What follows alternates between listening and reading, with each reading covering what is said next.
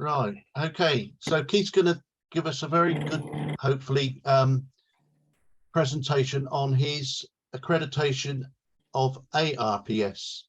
For those that have been here a bit longer, he got his LRPS about just over a year ago, I think now, Keith, wasn't it? 18 months? Yeah, it was 18 months back, actually. Crikey, yeah, soon flies by, doesn't it? And yeah. he did a presentation on, sorry? No, it's okay, you carry on. I was just going to say, he did a very good presentation on achieving his LRPS. So we're quite looking forward to this. So over to you, Keith. Right, okay, thanks very much. Before you start, I might have to dip off halfway through. Nothing personal, and I'll apologise in advance. But if I suddenly up and go, it's because I'm expecting company this evening. Yeah. And they may or may not turn up until after you've done. Okay, that's No fine. problem. Yeah, so 18 months back, as many of you will remember, I got the LRPS, the first level of the RPS distinctions, and I talked then about RPS, its benefits and costs and the process. And now, as Peter says, I'm another step up that distinction ladder, and he's asked me to update my talk. In truth, I can't say I've got that much that's new to say, but he can be very persuasive, can Peter? He twists your arm. And there's always a program to fill, and he's pointed out that we've got some new members who maybe haven't heard of the RPS or the distinction system. And it's, of course, always nice to have a good excuse to show some great photos. So I intend to do that. And I thought I could also talk a bit this time about the RPS mentality, the RPS mindset. Even if you don't want to become an RPS member like me, even if you don't want to take a qualification. So the imagery I see in club life tends to be a bit narrower than what I see in RPS life, and there are benefits to both. And I'll touch a bit on that as we get towards the end. So, excuse me, inevitably there'll be fair amount of repetition, and I hope people will accept my apologies in advance for this. But principally for the benefit of the new members, I'm going to touch on my photographic journey. I'm going to introduce the RPS. I'm going to tell you what distinctions are and how you get them, and why they've been good, at least for me. And then I try and relate this to club life, similarities, differences, learning opportunities. And I hope that you will see some decent photos along the way. So I've enjoyed photography from an early age, but for most of my adult life, I was too busy with my job and my family to go out and photograph regularly or belong to a camera club. And when I retired in 2018, I had an awful lot of catching up to do. The digital era had passed me by, and I was pretty ignorant. And at one point, I asked one of the club's most senior members, Malcolm Leach, whether I should enroll in a distance learning course run by the Open University. And Malcolm encouraged me to enroll, and I did. And it was, I found it immensely stimulating, actually. It was a chance to interact with people a lot more experienced than myself, a chance to exchange a lot of high quality images, to immerse myself in the subject and to learn from the tutors. I didn't realize, but that course was run by the Open University on behalf of the Royal Photographic Society, the RPS. I didn't at that stage know what the initials RPS stood for. But an offer was made for a student discount rate on the first year of society membership for those who completed the course. And it was a pretty cheap offer, and I thought I would take it up because I'd enjoyed this wider community and I wanted to remain part of it. So this is what I found out about the RPS. You quickly learn that It's the leading charity for photography in the country, that it has a very long history. It's been around since the 1800s. It's internationally respected. It's got over 11,000 members, and it's got charitable objectives that involve promoting education and standards and developing photographers and good photography. It has both a regional and a group structure. So locally, there's a chance to go and shoot with other RPS type people. And then there are expert groups that people with great expertise and special interest gravitate to. A lot of the knowledge these days is exchanged online, particularly with COVID. And it's possible actually to attend a Zoom event virtually every week. And most of these are free, whether you're a member or not a member. And a lot of them are highly informative. And some of them, in fact, increasingly, many of them attract international quality speakers. As well as talks, RPS offers workshops, symposia, exhibitions, and it promotes its process of distinctions. Now, this idea that I might take a distinction grew on me when I made a new friend at a local shoot. He'd just taken his distinction, and he encouraged me, and he acted as a mentor. And you know, clearly at my stage in life, I don't need a qualification, but I decided it would be good for me, that it would be good to have a target, a benchmark, something that would encourage me to continue learning and developing my photography, something to challenge myself with. And so the rest really follows from there. So RPS has these 3 ascending levels of distinction: the licentiate, the associate, and the fellowship. And these are actually commercially valuable qualifications for some people. Many people who take it are professional photographers who want to endorse their credentials. But also there are plenty of keen amateurs like me who just are up for the challenge. So I'll walk you through the process at licentiate level. I'll point out the differences when you get to associate level. I'll show you examples of photos at both levels. And then I'll just touch on how I had the gall to apply to become an associate and how I managed to fool the assessors.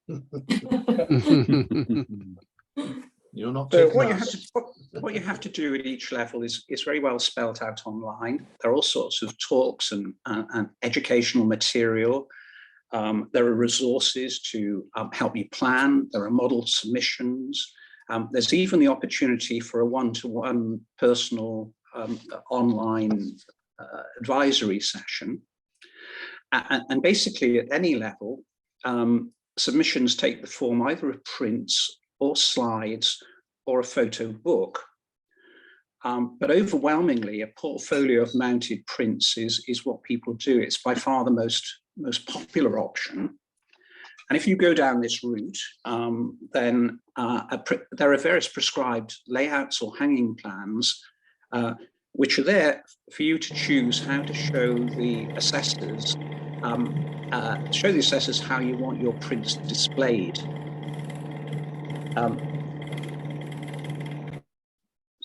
Interesting background noise, that. Okay, then there are these. Okay, no problem. Then there are these 2 types of event, the advisory day and the assessment day. So at the advisory day, people take along their draft panels of prints and a few reserves, and they get them critiqued. They get hung like this, as you can see, in front of an audience, and critical comments are made. and advice given. And before my L, I went to 2 events like this, one just as an observer, just as a fly on the wall, and once to have my draft panel looked at. And I found the advisors are actually very helpful. They're friendly and they're constructive. But they're also willing to discourage people if from entering, if their photography is not quite up to that level at that time. So you really do get a very good steer from an advisory day. Then a while later comes the day of assessment, the day of reckoning, the exam day. And it's like an advisory day, except that 5 examiners sit in the front row with a chief examiner in attendance. And each panel then gets very closely looked at and inspected and critiqued and voted upon. And if you're lucky, you have an outright pass. If you're unlucky, you have an outright fail. Or you might fail with enough evidence that they encourage you to resubmit. So this would be people where one print needs to be redone, or there are faults, minor faults in 1 or 2. So the pass rate at the lower levels runs at about 50%, and it's about 20% at fellowship. And it's not uncommon for people who pass to have to pass with a resit. So that's the sort of general framework, and it's common at all levels. And this slide then shows you the differences at the different levels. So obviously the number of images goes up as you ascend the ladder, but also the content. So at the L level, there's no prescribed content. In fact, a variety of techniques is encouraged to show that you have mastery of your camera, that you're not just one trick pony who can only do one thing with your equipment. But entry at the higher level requires you to enter in a specialist theme, like nature or landscape or visual art. And it also requires that your portfolio matches a set of aims that you set out. And we'll talk a bit about that when we get to it. But we'll begin now just by walking you through the licentiate criteria.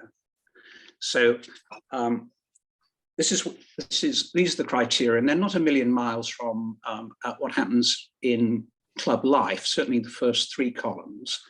So the camera work and technical quality has to be right in all of your images. You can't have any faults.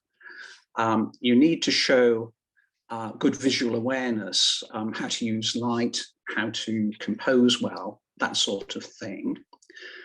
You also need to show evidence in the images of imagination, creativity, empathy. You need to basically to communicate with the viewer, to have pictures that are worth looking at. But the big difference from club life comes in the last column, because people are judged on the panel as a whole and not just each individual photo. So as you can see, they're required to produce a balanced and cohesive set of images, and the display has to show clear evidence thought has been given to the layout or sequencing. Now, that might sound a bit vague, but when you see some successful L panels, as you will shortly, then it becomes really very clear what's meant by that. People don't just enter their 10 best in terms of content, tone, and layout. And that's often described as the 11th image, which is basically what those 10 photos will look like if they're hung together in a display in an exhibition. And of course, that's an extra skill, it's an extra challenge, it's the reason why people take time to build a successful submission. Criteria at the associate level have some similarities and some differences. The bottom 2 are really like the last slide, and they're what you'd expect. a high level of technical ability, a high level of craft and artistic presentation means basically all the things I've just set out. But this time you also have to produce a statement of intent, which sets out the aims of your work, and then produce a cohesive body of work that communicates that intent, that matches those aims, and which communicates your individual vision. Now, again, these words will sound very wishy-washy, but actually when you see successful panels, it becomes very much clearer what's meant by this. But basically, you're being asked to produce your body of work to a brief. You can say what that brief is, but your photos have to match what you set out to do. So let's cut through the chit chat now and have a look at some photos. And we'll begin at the licentiate level. And this panel by Jenny Rees-Mann, I think really shows most clearly what's meant by the 11th image. So here we have our 10 photos in two rows, 5 and 5, but notice the symmetries here. So that the crop ratio or the aspect ratio, the size of this print, 1 is the same as 5, 6 matches 10, 2 matches 4, 7, 8, and 9 all have the same aspect ratio. Notice the similarities in tone. So the colors in 1 are fairly well match 5, 6 matches 10 in tone. And then, of course, you have the black and whites in the center. So they're matching, they're paired effectively. Another convention when you put together a panel is that where there's a sidedness to a picture, it looks into the panel.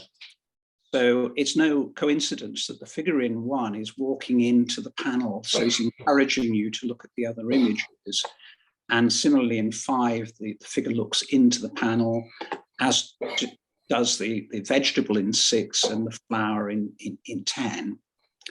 And it's not a coincidence really that the helter-skelter spiral is leading your eye up to the dominant Kelpie picture at the top there. So that's a typical example of what's meant by the 11th image and how people have thought about the display. And here's another nice example. So we have 2 rows of 5, color on the top, black and white on the bottom, all landscape pictures except for the 2 central ones, which are different, portrait. Then we have the convention about things looking into the panel. So we have the birds flying into the panel, and we have the soldiers looking in, and we have a lot of symmetries. For instance, the depth of field in the out of focus birds matches the out of focus soldiers. So some rather clever stuff there. And even with the landscape, there's a tendency for the eye to go into the panel from here and from here, from the outsides. And then thought here has also been given, this is, I think, quite a nice touch, to using primary colors. So red, blue and green on the top there. So that's a clever panel. Some of these are incredibly artistic in my view. So I like this one a lot. I like the matching of effectively this is a black and white image compared with this one. I love the portraits on the outside and the subtle, dreamy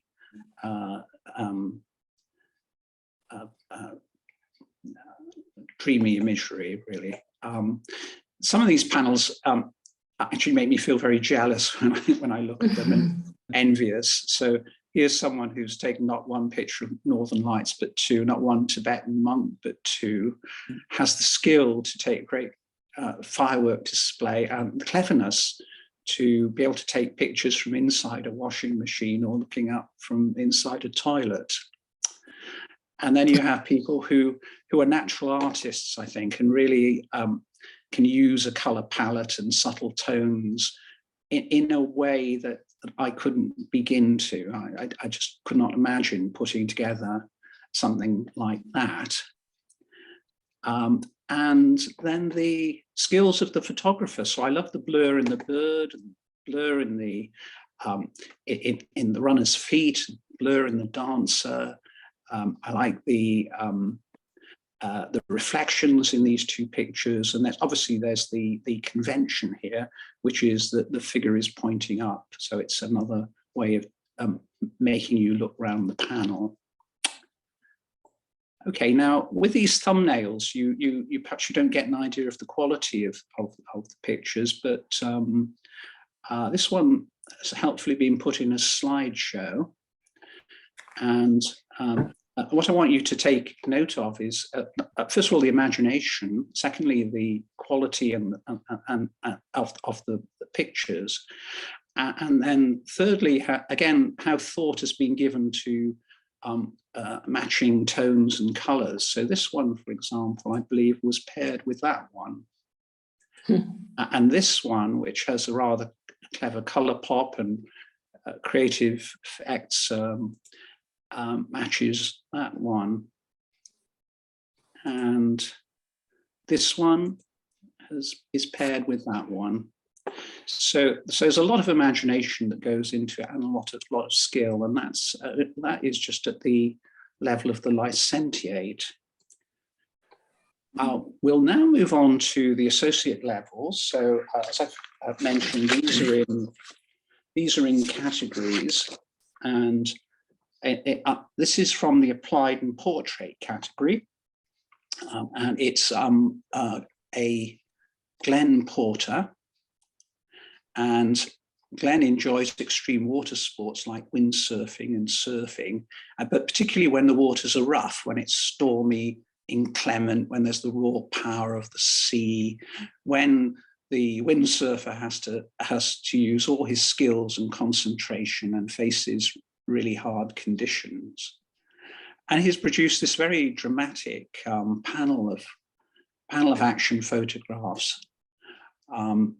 Like this. Now, unfortunately, I can't show this as a slideshow. I have to keep going back and forth. But some of these are just too good to miss.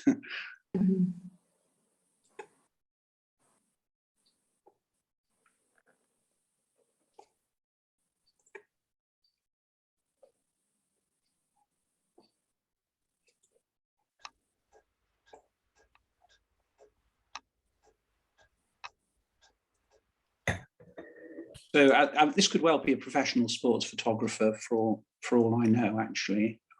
But pictures of very high standard. And this is his panel. So this time it's 15 pictures, and he's arranged them in a 3, 5, 7 formation.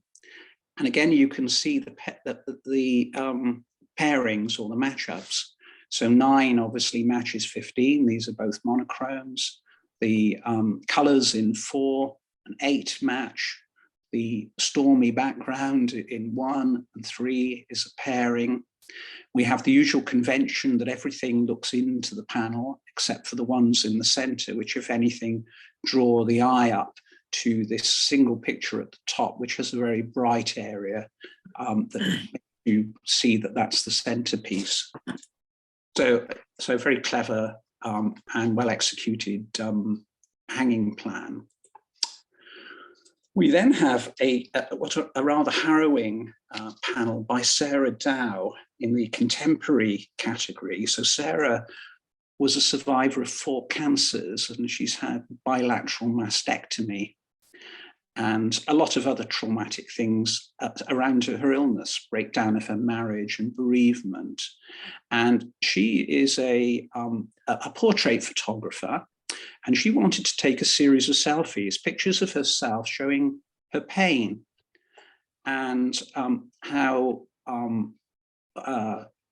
and her grief, what suffering she was going through, but also her confusion about her sense of identity and what life was about. And it's quite a moving and very artistic panel. Not a bundle of laughs, I'm afraid. So that's Sarah Dow, very personal panel. Then in the documentary genre, we've got John Kit Hands. So he set out to show what it's like to be a worker in the polluted charcoal fields of Malaysia, the toughness of the job, the squalor, but the surprising contentment of the workers amidst the grime. And I think these pictures just speak for themselves, because they show you sort of working conditions that you wouldn't think exist, and ones that you could barely believe. So really not my kind of work, I'd have to say.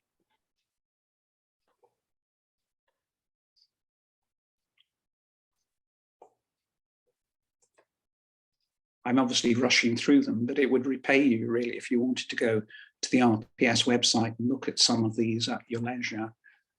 There is some fantastic photography.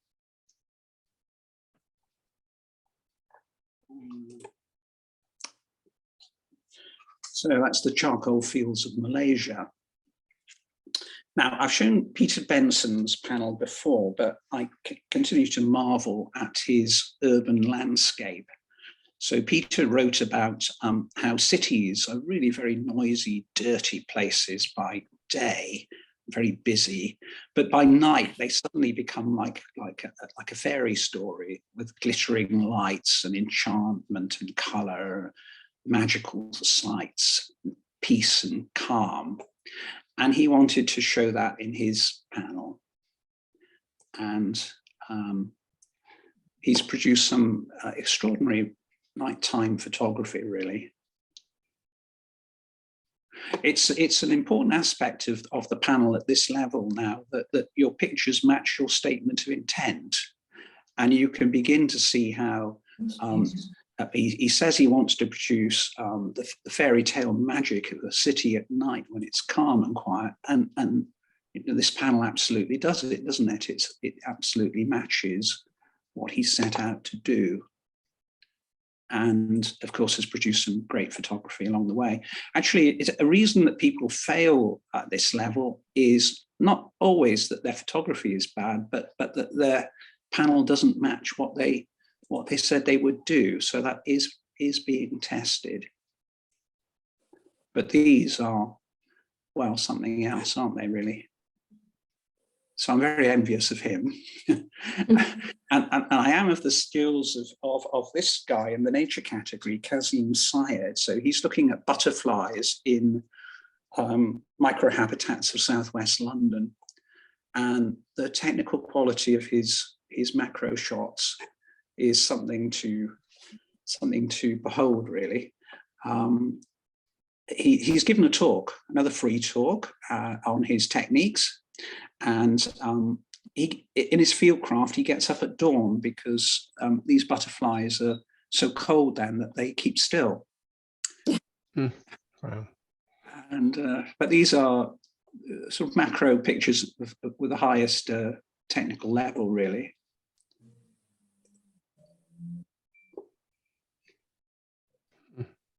So that's him. Now, so I just have to move a panel out of the way, it's annoying me. Much as I enjoy these panels, I'm blown away actually by the ingenuity of Mark Reeves. So we're now in the visual arts category, and he noticed that buildings and plants can share similarities in their appearance, in forms, lines, shapes, and so on. And he wanted to show this. And he's very cleverly put together a panel of alternating low and high key images of plants and buildings to show what he means. So really very, very clever. And the Actually, the technical quality of each picture is pretty stunning too. These are, you know, quite amazing pictures, as you see.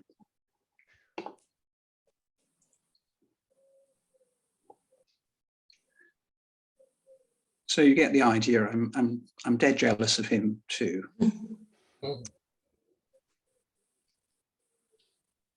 So then also in the visual arts category is a panel by David Bolcom. And this it was that actually encouraged me to enter my own panel. So David writes, too often people walk around looking down at their phones. They don't look up and appreciate the architecture above them. And he's set out to make geometric patterns of roofs and ceilings to inspire others to look up and appreciate a different view of buildings. And as we look through this panel, you can see that he's been using a mirror effect. So he's actually made this picture in a traditional Photoshop mirror way, just by flipping the bottom half of the picture. Now, as you know, I've gone rather further than this in terms of learning the clever filter that Affinity has. And here I thought there were images I could begin to match. Excellent though his work is, I felt here I had a chance. So if I'd only had the model of the other photographs you've seen, I don't think I would have been brave enough to enter for the ARPS. I don't think my photography is good enough in a lot of categories. But here was something I thought maybe I could work on. So, oh, sorry, I've missed out one bit of to do with the associate criteria, which is about the categories. So a second rule is you have to apply within a category. Here are the allowed categories, and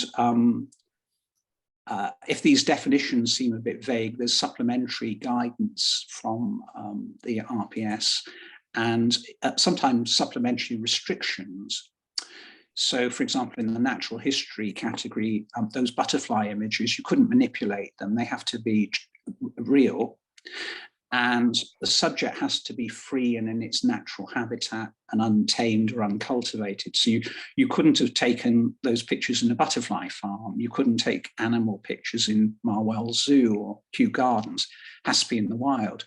But here we have the visual arts category, which is, you know, music to my ears. It's great to read this. No restrictions on the subject matter or the techniques used.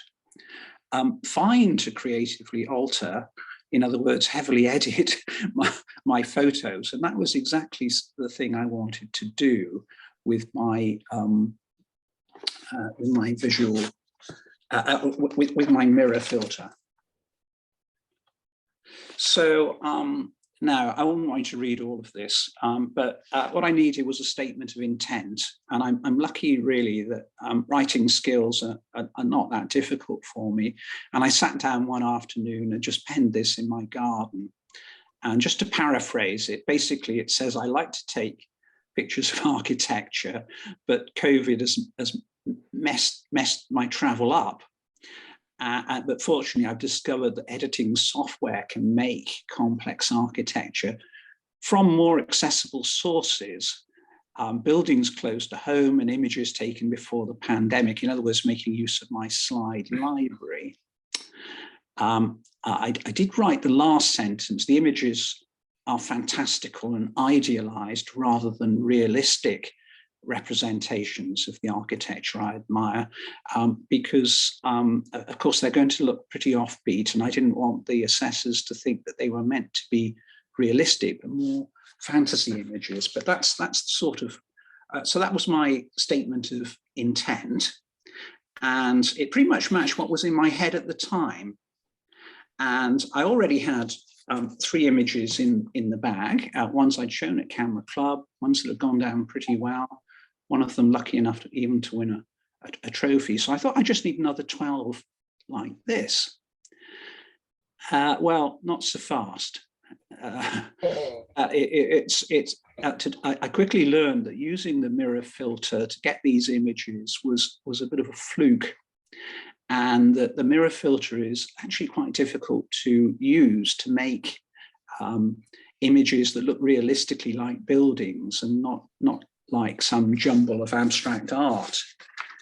And I made many images that were naff and in terrible taste before I learned. But eventually I sat down and I learned exactly how to use this filter, how it works, how to control it, how to be systematic with it. And that's how you got the talk that I gave in February. Actually, it was at that stage I was beginning to master the thing and my hit rate went up. So I still had the goodwill of my very patient RPS mentor friend. And together we looked at about 90 bizarre images and chucked them all out.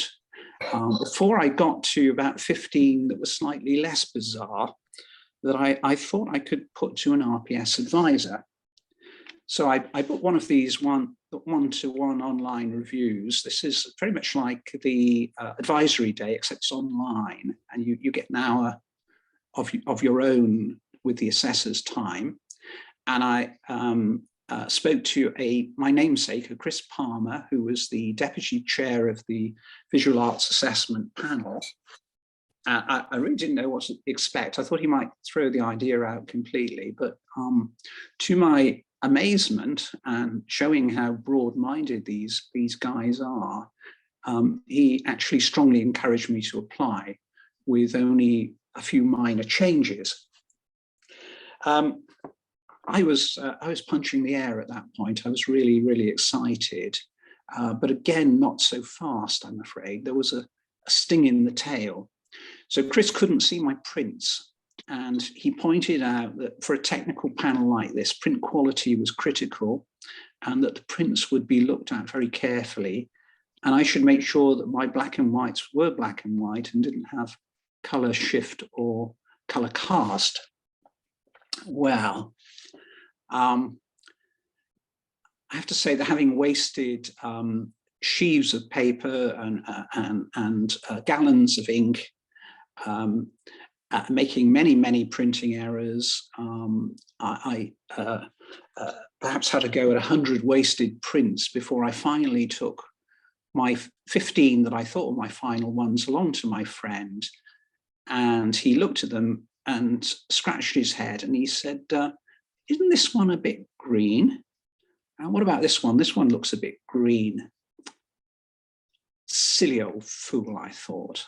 Fussy bugger, I thought. What does he know? But I got them home and I put all 15 prints on the kitchen floor, and all I could see was green. A sea of green, like the Amazonian rainforest, like the Northern Lights. It was a really desperate low point in the process. But this is a learning curve, and you always learn. And I learned how to print without color casts. And so 90 draft images and 100 wasted sheets on. I finally had 15 that I thought I could, that were worthy of mounting. And well, the assessment day went fine, and the rest is history. You have Keith Palmer, ARPS. So I suppose with all that, I better show you my panel. I must say I'm a bit reluctant to, because I've shown you such good pictures that you will wonder how I did manage to fool these assessors, but we'll give it a go. And this is just to remind you that these photos don't look anything like reality. So it's hard to believe, but the image on the right comes from the image on the left. And similarly here. So the photos I'm about to show you really don't look like anything on Earth. There are no buildings like the ones that you will see. So this is my hanging plan, and the symmetries of these, obviously 15 black and white images. The middle row are all portrait, the bottom row are all landscape, And those two rows all have the same crop ratio. They're all 3:2 or 2:3 aspect ratio. But in the top row, you have a square in the middle, and 0,1 and 0,3 match in size. This is obviously a panel is mainly symmetrical, but where there are ones that aren't symmetrical, they must face into the panel, and 7, 9, and 15 do that. We then have the wide-based arrow in 12 pointing up to the narrow arrow in 6 that points up to the diamond within a square for leading the eye. And then we have the sort of tonal matches that you expect. So 4 and 8, which come from the same building, are meant to be matches. I've tried to match the tones in 10 and 14 and the skies in 11 and 13. In a number of cases, you'll see that I've replaced the skies. I did this to add interest, but also to break the symmetry a little bit. So I've dropped in a sky with a cloud formation and then applied a blur filter to simulate long exposure. And I fancied that by breaking the symmetry a bit, it would add a touch of a sort of realism to an unrealistic world, and just might look that bit more interesting.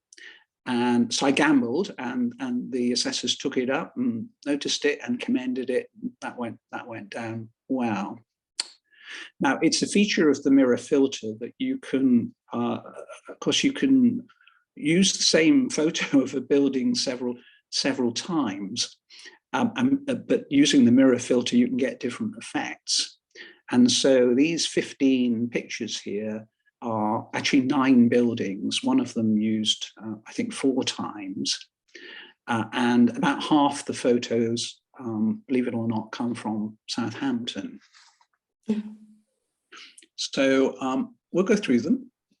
So this is the Grace building in New York with sky replacement. Clearly, as you've seen, it didn't look like that. Believe it or not, this is the Ordnance Survey building with a sky replacement. I don't know that anyone would know or recognize that. No. This is the World Trade Center in New York, but this is the outside of it with a double mirror effect. And I've got several of the interior. And the jogger, well, he comes from the Common in Southampton, and I dropped him in there again to add a sort of sense of realism in an unreal world, and partly that, and partly because the background was a bit, I thought, a bit ugly. This is the Ordnance Survey building as well. The pipe work, at least, will be familiar, although not bent quite like that. No. This is from the university campus at Boulderwood. This is one of the university office space buildings. Yeah. This is perhaps the most recognizable. So could anyone guess what that is? Portsmouth. Nico? It's in London. The Shard. It's the Shard, yeah. So it's a bit Shard-like, isn't it? But only a bit. Then we have the inside of the World Trade Center building. We have another view of Ordnance Survey pipe work. Yeah. I think this is, I think it's called High Point Community Centre. It's out in Thornhill. And it looks a little bit like that. Whereas this doesn't look anything like the original, and is perhaps the most abstract of all the pictures that I made. So this is actually one of the Smithsonian museums in Washington, but given quite a makeover. And I just happened to like that one, so I hung on to it. This one's Boulderwood again. This is the Lloyd's building, the Boulderwood campus right near me. This is another interior of the World Trade Center building in New York. This is unbelievably the back of the John Hansard Gallery in the center of town, obviously with sky replacement. And this is the last of the World Trade Center interiors. So I think you may have seen stars, you may have seen stripes, you may have seen arrows, and now you're looking at triangles. So there's quite a variety. They commented on variety. And then this is another surreal abstract photo of the one of that Smithsonian Museum in Washington, another one that I rather like in a strange sort of way. So there we are. So not a patch, I think, on the photos I've been showing you, but mine, and it managed to make the grade.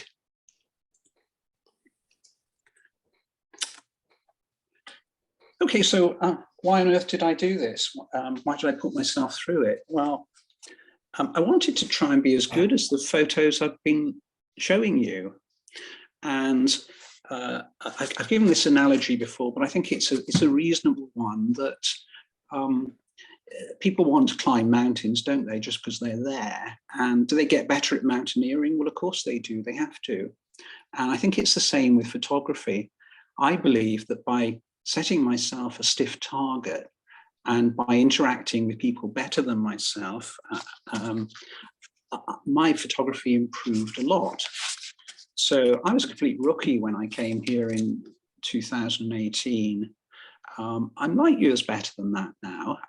I know that I could be a lot better again. And I've shown you examples of how you could be better again.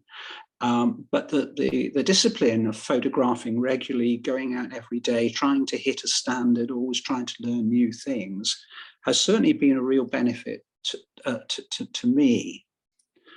The downside, of course, is that a stiff target involves time and effort. You may not have the time, you may not want to put in the effort. This is just a hobby for us. And there are costs of taking the exam. Anyone can take an RPS distinction, but you have to be a member to be awarded it. In other words, you have to pay your membership subs to use the letters after your name.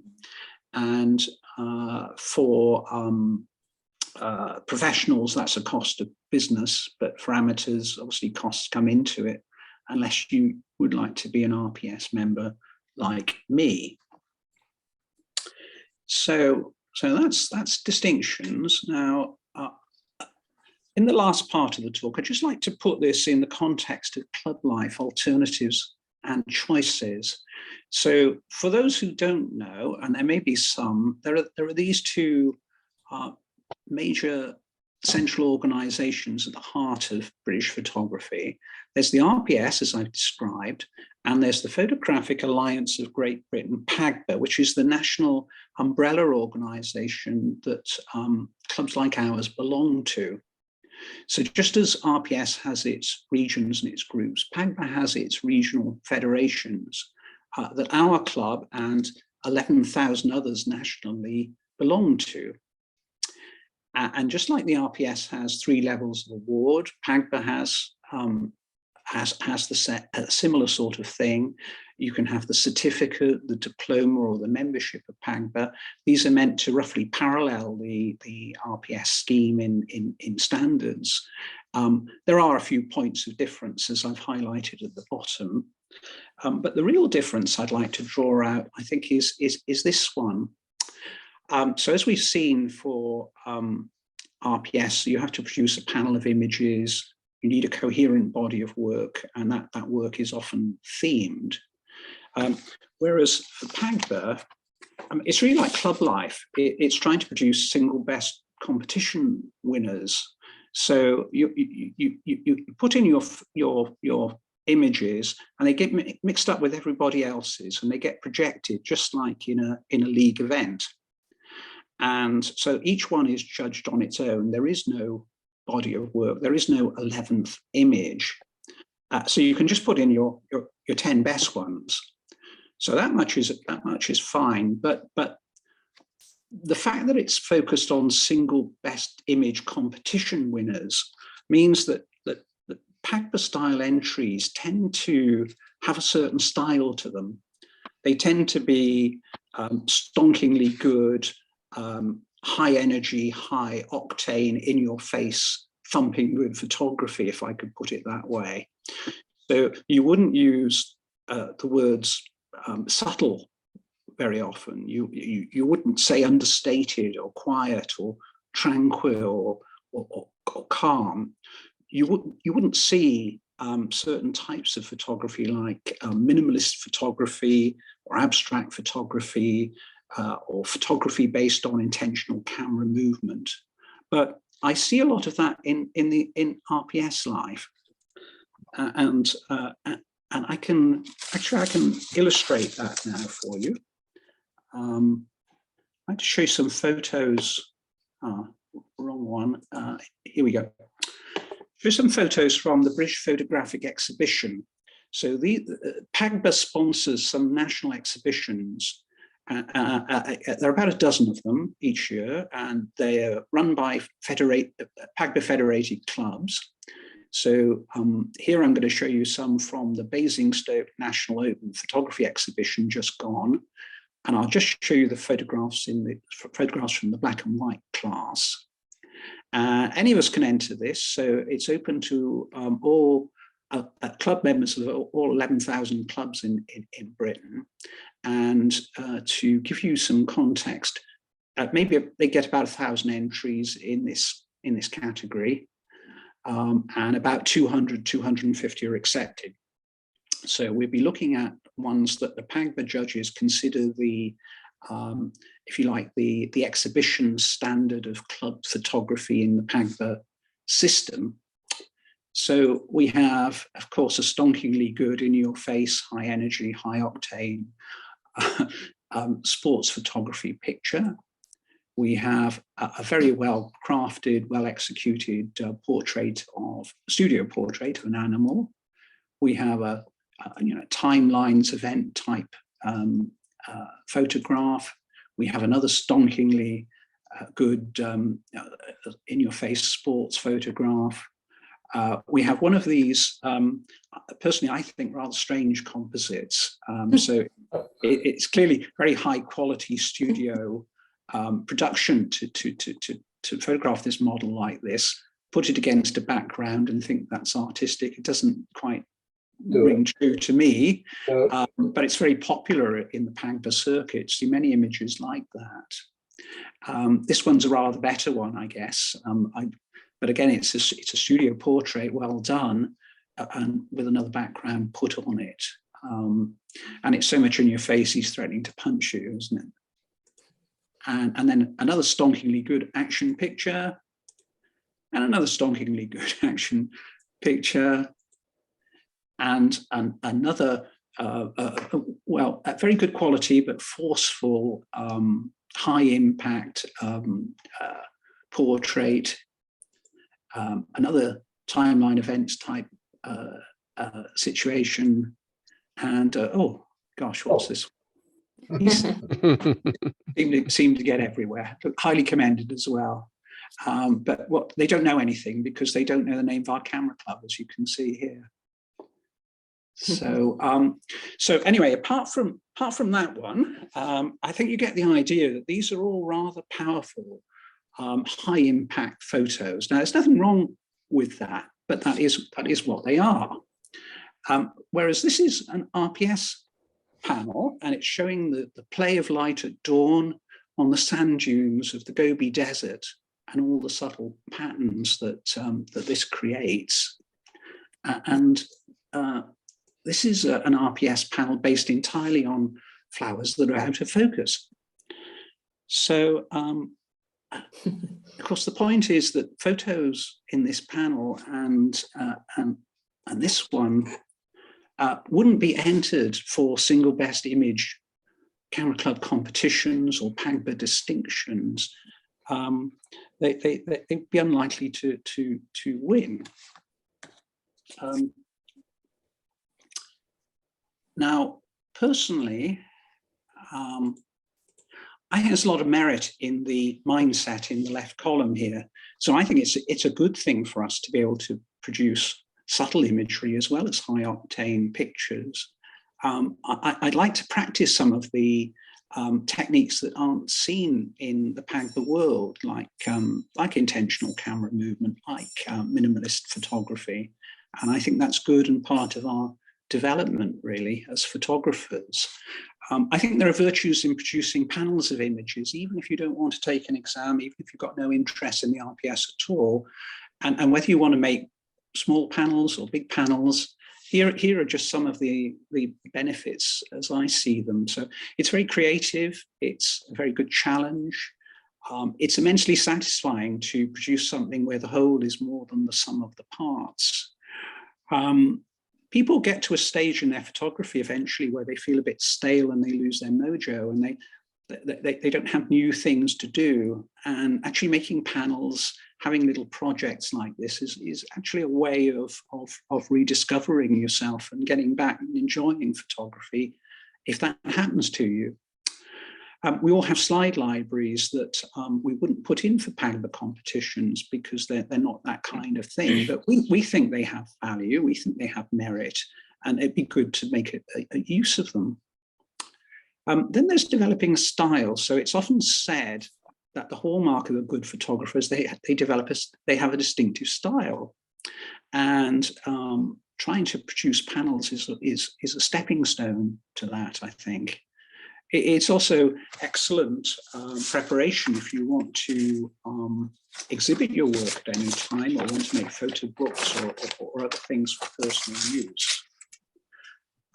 Some camera clubs actually produce exhibitions for the public. But I think above all, what I value in the RPS mindset really is the variety and the fact that it's so inclusive.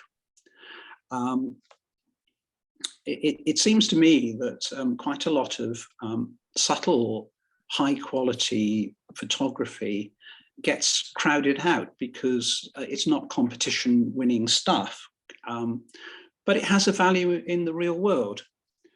So if I had to choose what to put on my wall, the play of light at dawn on the sands of the Gobi Desert or photo of a kickboxer, I know which one I would choose. And I think many people would feel the same, actually, that subtle, quiet, tranquil pictures are actually enjoyed. And lots of people value them, and they've got commercial value outside the narrow circuit of the PAGBA judges. So this is just a parting remark, really. I think that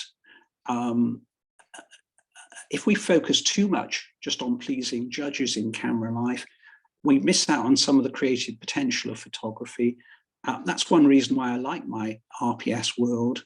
And it's one thing I'd like to see more of in the camera club, really, and camera clubs in general. So that's it, Peter. Lovely. Mhm.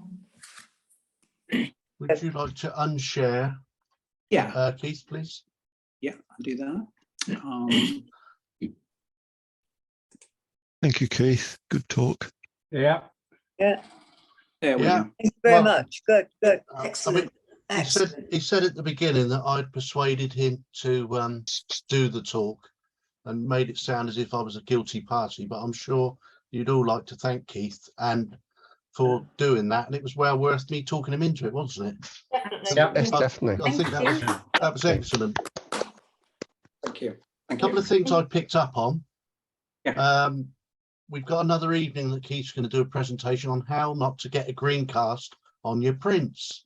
Oh, That'll be good, won't it? You must watch. You got to watch what you say, you know. My mentor friend had a violet color cast on him, and he actually bought a new printer. Right. But I've learned how to reset mine. It's a problem because I had a similar issue with my printer, and I've stopped using it. I actually kept getting a pink cast, so it's strange. But anyway, But no, that was brilliant, Keith. I thoroughly enjoyed that, and that was really interesting.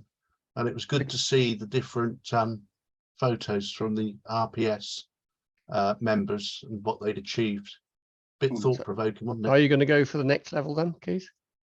Oh, well, I think I I think you will. very lucky to get this level, wasn't I? You can see the fellowship. I'm sure it's beyond me, but you know, it's always good to try and keep getting better, isn't it? Mhm.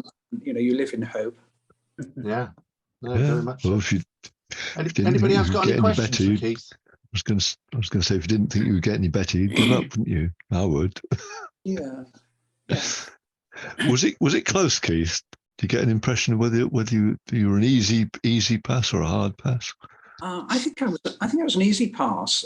So what normally happens then is that the voting happens like the Olympic Games. So they show 5 cards to the chief examiner, and the only chief examiner can see the votes. And if those votes conflict, so some of them are saying pass and some of them are saying fail, then they invite 2 of the assessors to stand up, and they invite people who've got different views. And then they invite the rest of the panel to say something, and then they vote again. So you know that if 2 people stand up and say positive things about, only positive things about your panel, you're through. Whereas if you know, if they stand up and they say different things, and there's a bit of dissent and discussion among the panel, then you know that it's a bit more marginal. So I think I was a clear pass, but some of the other panels were, I think, received a bit better. They were, but I think I was fine. Okay. I want to know, Keith, how you develop imagination as an engineer and purely structured in my approach to life. Yeah. I find it very difficult to see reinterpretations. So what I see is what I take and what I present. Yeah. Well, I'm a bit like that, Colin. You're an engineer as well. Well, that's what I was just thinking. You know, I like to, you know, what I see and I take, like doing the coordinate survey, I saw those and I thought, oh yeah, that's quite nice, and that would be it for me. You know, I wouldn't take it any further. So yeah. I'm a bit like that, really. I can see a good photo when the photo's in front of me, but to create it from scratch is not so easy. So I don't think I'm very good at tabletop photography or studio photography, getting models to do creative things, arranging bowls of fruit or whatever. You know, I'm not very good at that. no. So I do sympathise, but I think the answer is the more you learn, the more you see creative possibilities. So, you know, I spent time learning the mirror filter, and as soon as I started playing with it, I could see that there were creative possibilities. I didn't really want to do just abstract art. So, but I stumbled across the fact that you could make something a bit more than that. You know, it's perseverance, really. I think even us boring scientists, you know, we can get a little bit of creativity flowing through. So I think it comes more naturally to some people, you know. Malcolm and I Yeah, had an ongoing discussion, come argument, about what photography was about. And my view was it was about seeing something and being able to capture it and reproduce it. He came from the more graphical art side, where he was looking at things and looking to create from photographs entirely different images, which he did very well. Well, It's a broad church. Yeah. so I was going to say, I'm an engineer as well, and I just think you should make things that you want to look at. That's my qualification. If you stuck it on the wall, would you look at it? And if you would every day, that's a good photo. Yeah, but if I was content with capturing reality, I would never produce architectural pictures of the kind that I'm able to make. Yeah. So, you know, that's the attraction for me. And it's the attraction of editing as well, really. It's that you can produce things that you wouldn't normally be able to capture. Just to throw my hat into the ring, I too am an engineer. Getting boring, this, isn't it? But Bloody engineers, yeah. We've got them outnumbered, Roy. yeah, but composite images, I mean, I see them and some of them I like. But if I was to try and do it myself, A, I haven't got the ability, but B, I wouldn't know what to do. You know, I sit and I think, and I mean, have you seen Brian Cox's images of the universe and from the new telescope and all the rest of it? And I think, well, I've got some still life that I could make into some sort of universe picture, but do I do it? No, I just don't work that way. I produce photographs of what's there, and right, I tweak them a bit, but that's it for me, really. I'm sure Keith, you know, thinks I'm a bit weird in that respect, but that's the way it is for me. I think sorry, I think what Keith has probably discovered when I did it while doing a course is when you do courses such as this, you start looking at things at a different way. Hence, my photograph last week, it didn't do very well, but of the food cupboard with all the into food with slight distortion. I just opened the cupboard, thought, let's get a photograph of that. And a lot of the times you do something like that and you look at it thinking that hasn't worked. And I suppose you have to try them, and same with my little dolls and things. You try and think it hasn't really worked. I've got loads. I've got more failures than those I've even tried to put as competition. So you learn. But with a digital camera, if you take 500 photographs and get one good one, that's fine, isn't it? It's not like print days or film days. So Good odds. But you do One learn. good one out of 500. Well, it probably is actually. I wouldn't know. I wouldn't know. I've got 70,000 and I've got one going a month, so who knows? But you do learn. I think we're doing the course like Keith has done, and looking at other people's work, you do begin to look at things slightly differently. Yeah, I think that's plus. I think if I'm you not an engineer. Sorry. I think if you expose yourself to creative people, a bit of that rubs off, and it's good to look at a very wide range of good quality photographs. I think you learn from that. Yeah. So is that why Gary and Pete get 6 good pictures every time they go to Denny Wood? Yeah, because we're taking 3,000. 3,000 pictures, yeah. We've got to fill our day up somehow, Roy. Yeah. I'm not knocking it. I'm just no. It's a I would numbers love game. to be in a position where I could go out one day and just take 5 pictures and come back and be really pleased with 4 of them, rather than a bit like Pete and Gary. I go out and take thousands of them and come back and I'm lucky if I can find one that I'm pleased with them. Well, don't press the button so much. That's the secret. So Keith, did your mentor give you sort of guidance on any technique, or was it like you need to go and resolve it yourself? If there'd been technical flaws in the picture, he would have raised them, but Right. that's not really what they're there for. But where you say was you pick Was the that what you green, meant? well, where you had the green cast, he Oh. picked that up, Yeah. and then it's like any guidance to look at this on your printer, or try again, come back and Right. Okay.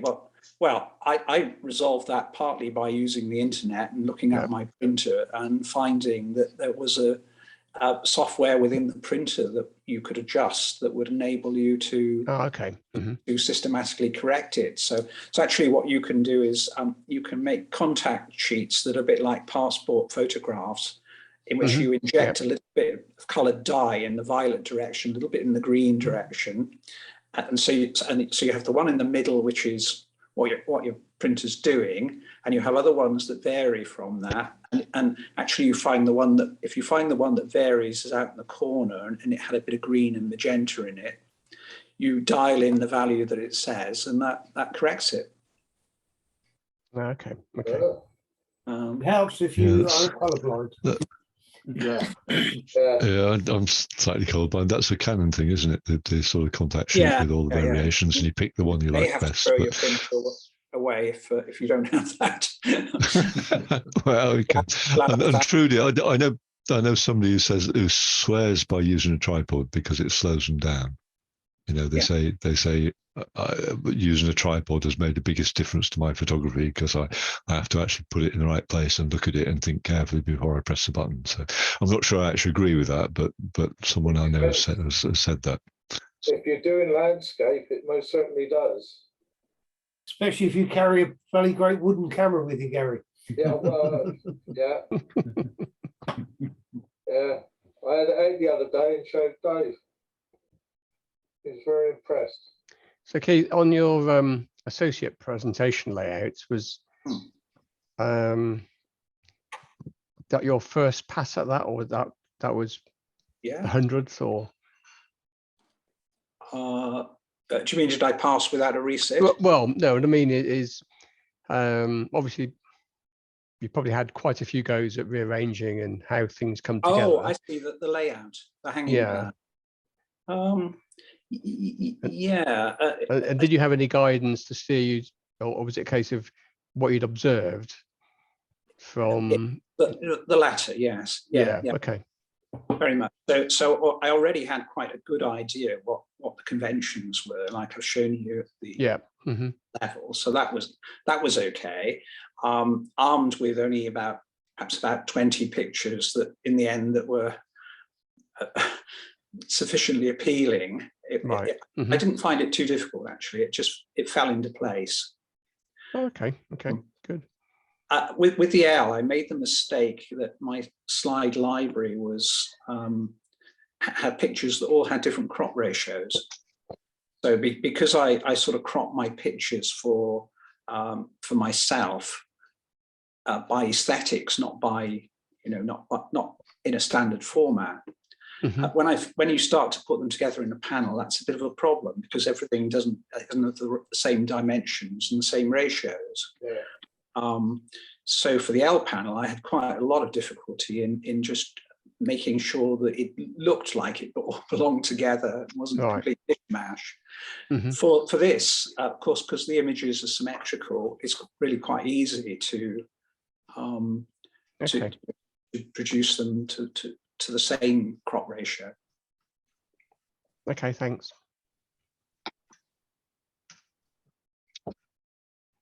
Okay, anybody else got anything you want to ask?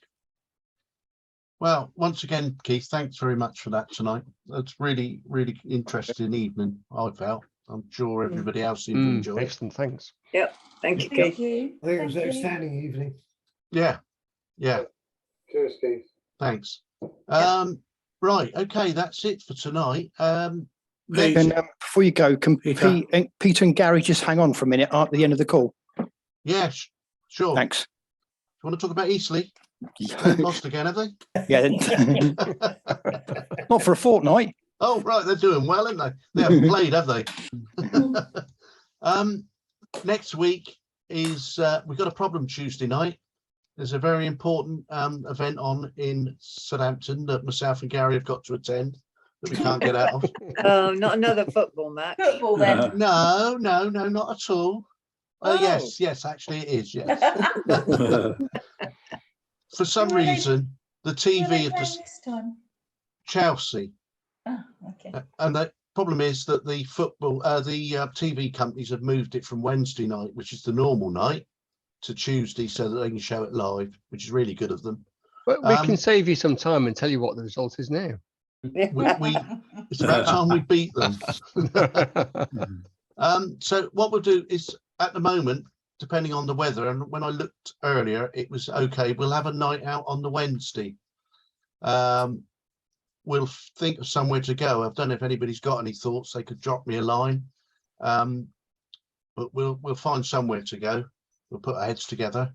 And then we've got a few other weeks to fill in. We can't get, I've just had notification over the weekend that we can't get back into the hall until the 20th of September, Mhm. Oh, my goodness. because they've done quite a lot of the decorating apparently, and then we had that downpour of rain, and they're now getting somebody in to repair the roof because Oh, dear. they've Do they detected a have to few. redecorate again now? Well, I'm not sure. She didn't actually say, but they detected a few leaks that they've now got to get repaired.